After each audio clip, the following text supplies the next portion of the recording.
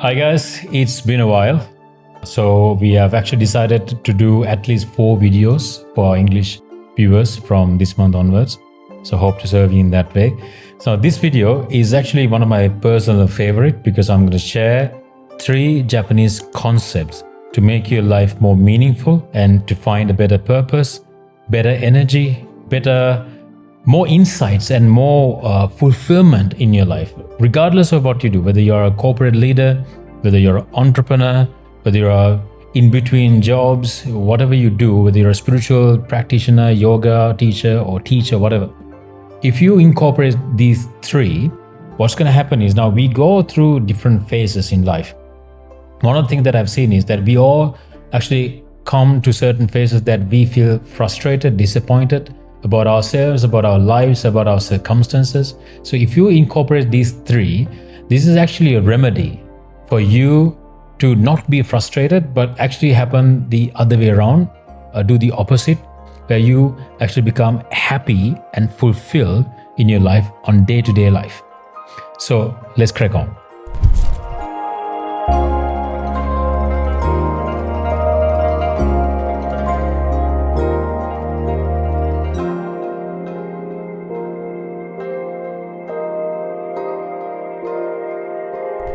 Ikigai. Now, Ikigai, Japanese concept meaning find a purpose. If you actually decode this word, Iki means life. Gai is actually known as Kai, K-I, means find something fruitful, a fruit, some sort of a benefit. So life and benefit, you need to feel alive. So find a purpose that you feel a lot of life, you feel alive. And that has some sort of a good benefit for you and at least for someone else. You know, what are these things? One of the things that I've seen is that people have purposes. And if you have a purpose, then you actually don't even need to watch this probably. But a lot of people don't have a purpose. And some people do have a purpose, but it's actually in a sort of a transition. It's going to happen in 3, 4, 5, 10 years time. Or some people have actually no purpose at all. So those are the 2 categories that I've seen. Now, what if you don't have a purpose? You want to have a purpose. You're looking for a purpose, but you actually don't know your purpose. And that was actually me. That's why you have this video, Regrets of My 20s. You can have a look where I explain that the fact that I had existential crisis. And I wish I had this video 20 years back. My life would have been so much of purpose. And more importantly, I'll be more happier. So here's the trick. If you don't have a purpose, or if you're looking for a purpose and you don't know what it is, find purpose in doing small things. I'll give you a few clues. One of the things that you can do is, for instance, you can adopt farming from your back garden or probably a balcony. You can start farming vegetables or fruits, for instance, for the next few months. Learn how to do it, how to cultivate it, how to treat it, and finally, you actually have a produce. You can eat it by yourself. You feel so fulfilled. And secondly, you can actually give it to someone else as a gift, or you can give it to someone who's actually less fortunate, who can't afford to buy that, who will really appreciate the fact that you gave that hamper of vegetable or fruits. So you'll find purpose in that way until you find that bigger purpose. So in that way, you end up learning a lot of new skills. And most importantly, you actually move away from the frustration and disappointment. Instead, you have happiness and fulfillment. And another would be hitting the gym every day. You're in between, let's say you're in between a big purpose and you're looking for a purpose. Hey, start working out. Let's say you're lifting weight, which I do. You can find a purpose there. Look, in about 3 months' time, I'm going to hit this kind of a bench press, PR or personal, record. So I'm going to inspire someone to do that. So in that journey, you find meaning, you have discipline, you have hope, you get up in the morning with some sort of a happiness, you have some sort of a fulfillment, a spirit running in your body. Look, I've got to do this. So you can anchor on that purpose until you find the bigger purpose. And one of the greatest thing that you can do is find someone who has a big purpose that you respect, you admire so much, and then join that purpose. You can go work for that person or volunteer to join his purpose or his or her, and that's going to give us so much of fulfillment. And most importantly, most likely, that'll give you direction of where you should be heading. So those are things that I have seen. So this is how you can incorporate Ikigai into your life.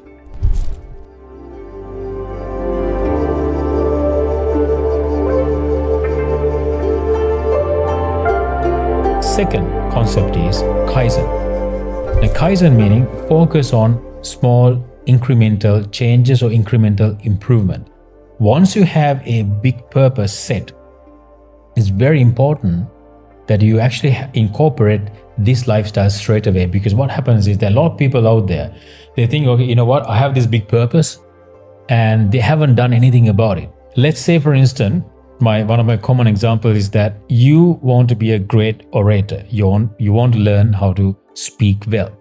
Let's say the world business language is English. So let's say you want to speak English fluently, but at the moment you don't speak fluently. So you have this entire purpose. Hey, if I get a chance to represent my country or my company, to sell this product, pitch this product to this region in somewhere around the world, I can sell and I'm gonna sell. Great purpose. But then what are you doing about that today? So focus on the smallest thing that you can do. For instance, something that I actually practically do, collect 3 words a day, 3 English words, seemingly simple and small. Do the math and see, 3 words, along with that you get 3 sentences. If you do that for, let's say, 30 days a month, you get 90, multiply that by 12, you get 1,000 or almost 1,000 or 1,000, right? So end of a year, you have 1,000 words, 1,000 sentences. That's huge. That's the thing that a lot of people actually go unnoticed, because they don't know how to focus on the small thing, and they actually completely discount the fact that this is going to be compound if I incorporate it on daily basis. Same for fitness, same for learning a language, same for learning any trade skill, same for accumulating wealth, same for spirituality, or same for anything. Another example I throw. So you want to read books but you say you are a poor reader. You haven't read any books for the last 10 years, but you have a bunch of books you really wish you could read. So that's the purpose. Great. You have a bunch of books, 10 books that you really wish to read that's going to change your life. Good, great. Now pick up that book and read no more than 2 pages a day. That's the only decision that you need to make, and that's the only agreement that you have to make with yourself. 2 pages a day. Do the math. 2 into 30, 60 pages, and 720 pages a year, which most likely 3 to 4 books or 2 to 3 books a year. Look, you haven't read a thing for so many years. Here you are, end of the year, you read 3 books. That's incredible. Since I talked about books, one of the things that I have to add is, it's not about how many books you read. It's about how well you read the books that you read. So that's again come to the next thing, which is attached to Kaizen. When you do the small thing, pay your fullest attention on the small thing. Fullest attention. Let's say you're chopping an onion or cutting an onion. You're a cook. You want to be a cook or you want to be a chef. So think and find a way, how can I chop this onion slightly better than yesterday? So you do a small thing, your focus is on a small thing, and the next thing is you focus on the small thing and doing it slightly better, just 1% better or 0.1% better. Find interest in that, find value in that, enjoy doing that. Right? How can I walk better? How can I jog better? How can I swim slightly better? And if you constantly think like that, what happens is, you find real interest, because your mind is busy thinking how to do it better. As a result, it's a bit difficult to distract you, and very important that you form a habit which is pretty difficult to break. So as I always say, master one thing. Now here's one way that you can do it. So as you go, this is going to become a compounding interest or compounding impact on your habit. It becomes a part of your character. It becomes a self-expression. And hey, this is how specialists, experts, world-class performers are born.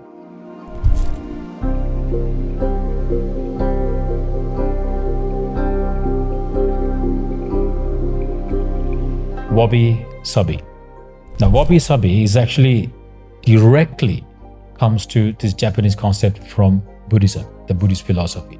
The Buddhist philosophy that they explain the imperfection or the impermanence, the nature of impermanence of everything in the world. Now, they have taken it in a very positive, very optimistic way. That's something that I really come to enjoy, because we talk about this impermanence way in a very negative, miserable way. This is something that shocks me, right? So a lot of people who are Buddhist who talk about this only in negative way and never in any way in a positive way. So, which I never believed. So I'm really glad that I landed on this concept, Wabi Sabi. The nature of something is impermanent.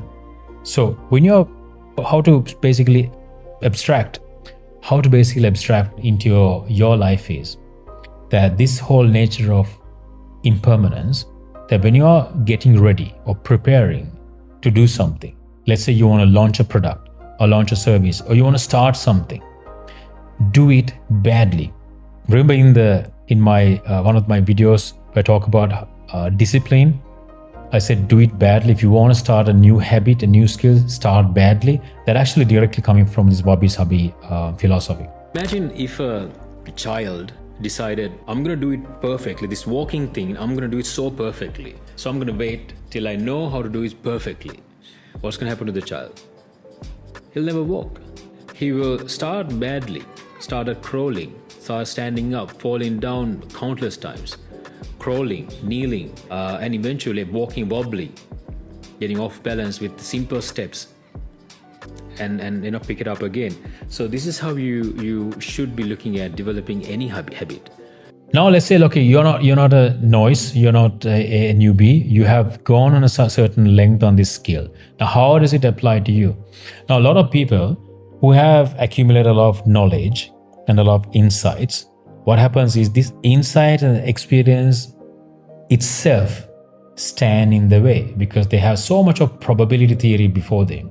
They don't launch that product. They don't launch that service. They don't go out and introduce things. They don't start. Simply, they don't start it. So incorporate this Wabi Sabi philosophy and understand that the time will never be perfect. The venue, the place, you think the place is not the perfect place to put. Well, no place will be perfect for you. No team, no person, no resource will be ideal for you. No time will be perfect for you. Even your mindset will never be perfect to start this project or launch this product or service. Mark Zuckerberg famously said many years ago that no product is fully formed. You have to produce that product or invent it and put it out to the world. And the world will take its shape or change its shape or manifest it with the feedback, with the interaction of the people, world it created from their own words. So when I explain it, I'm pretty sure a lot of people can misread this or miscomprehend it, thinking that, well, you know what, we're going to do it, we're going to be reckless about it. It's far from it. What I mean is not being reckless. If you incorporate the first two things that I mentioned, you should be very clear that I'm very, very adamant about you put your greatest attention to detail. You give all yourself. You improvise and manipulate all your resources to the max. Now you've done it. You're honest to yourself. Sincerely you have done. Put your time into it. Now put it out there, right? At least when you feel like I'm 80 to 90% ready, put it out there. And then take the feedback.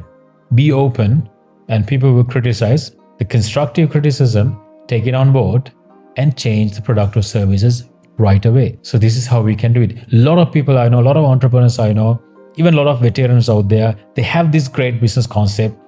They never launch it. That's why the golden line that my coach said among one of the first few sessions, he said, the cemetery is like a gold mine.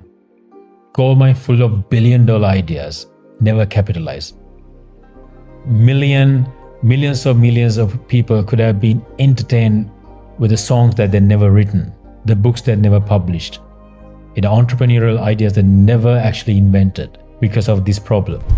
People wait for the perfect time and life happens and life goes by. Life doesn't, wait for anything. Time doesn't wait for anything. And your beautiful, this season of life will pass away. So prepare yourself 80-90% and go out there. And top of all those three, absolutely important to reach out to a coach or an expert consultant and get their guidance, get their advice. It's a fantastic thing you can do if you can invest. Otherwise, still incorporate these three things. It's going to do a great deal for your life. So wish you all the best. I really hope you will at least adopt one of these three concepts, because it's going to do a remarkable transformation the way you go about in your life. So see you again in another video. Live with spirit.